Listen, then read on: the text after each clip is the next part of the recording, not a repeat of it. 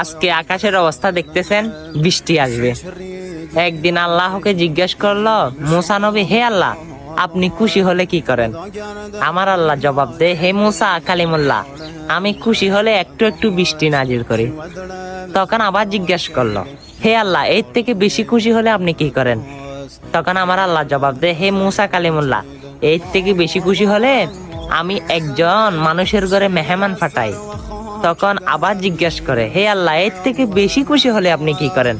তখন আল্লাহ জবাব দে, হে মুসা, আমি একজন মানুষের ঘরে 3টা কন্যা সন্তান দান করি। সুবহানাল্লাহ। হ্যাঁ, আপনি তো এই সুন্দর আবহাওয়াতে সুন্দর একটা হাদিস শুনে ফেললেন। কি আপনার মতো ভাগ্যবান এই সকালে আর কেউ হতে পারে না আমার মনে হয়।